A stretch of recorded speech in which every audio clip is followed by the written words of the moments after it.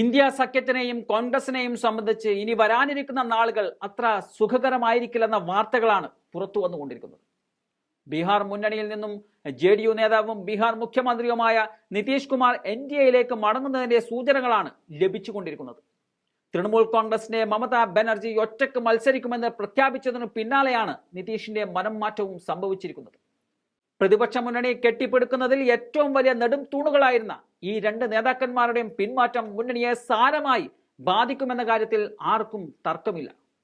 ബംഗാളിൽ India seat വിഭജന ചർച്ചകളൊന്നും നടക്കുന്നില്ലെന്നും പ്രാദേശിക പാർട്ടികൾ ഒറ്റക്കെട്ടായി നിൽക്കുകയാണെന്നും തൃണമൂൽ കോൺഗ്രസ് ലോക്സഭാ തെരഞ്ഞെടുപ്പിൽ ഒറ്റക്ക് മത്സരിക്കുമെന്നതായിരുന്നു മമതയുടെ പ്രഖ്യാപനമായി വന്നത്.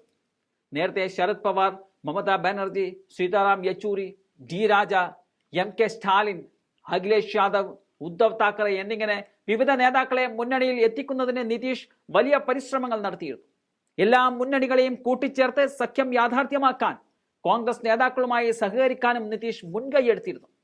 മുന്നണിയുടെ മുഖമായി കോൺഗ്രസ് എത്തില്ലെന്ന നിതീഷിന്റെ വിശ്വാസം തകിടം മറിച്ചുകൊണ്ടാണ് രാഹുൽ ഗാന്ധിക്ക് സ്വാധീനം ലഭിച്ചത്.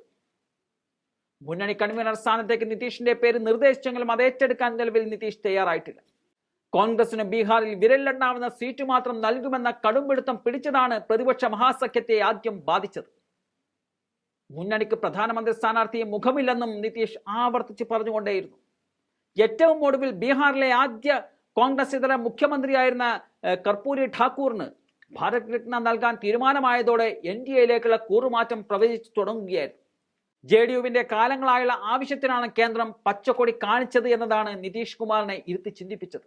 ഇക്കാരണങ്ങളാൽ നിതീഷ് സഖ്യം ഉപേക്ഷിച്ചാൽ മുന്നണി തെരഞ്ഞെടുപ്പിന് മുമ്പേ തന്നെ തകർന്നു തുടങ്ങുമെന്ന് പത്രങ്ങൾ വിധിയെഴുതി കഴിഞ്ഞിട്ടുണ്ട്. ഇതോടെ ഇന്ത്യ മുന്നണിയെ BJP വിരുദ്ധ സഖ്യമായി എടുത്തു കാണിക്കാൻ BJP നേതൃത്വത്തിന് സാധിക്കും. 8 തവണ മുഖ്യമന്ത്രിയായ നിതീഷ് ഹിന്ദി ഹൃദയഭൂമിയുടെ ഏറ്റവും പ്രധാനപ്പെട്ട മുഖമാണ്. തെരഞ്ഞെടുപ്പ് കാറ്റ് ഏത് ദിശയിലാണ് വീശുന്നത് എന്നതിന്റെ വ്യക്തമായ സൂചനയായും നിതീഷിന്റെ കൂടുമാറ്റത്തെ കാണുന്നവരുമുണ്ട്. കൂടാതെ പ്രതിപക്ഷം ജാതി സെൻസസ് വേണമെന്ന ആവശ്യം ഉന്നയിക്കാൻ ശ്രമിക്കുന്ന കാലത്ത് അത് സാധ്യമാണെന്ന് തെളിയിച്ച നേതാവിന്റെ നഷ്ടം മുന്നണിക്ക് തന്നെ കനത്ത നഷ്ടമാണ്.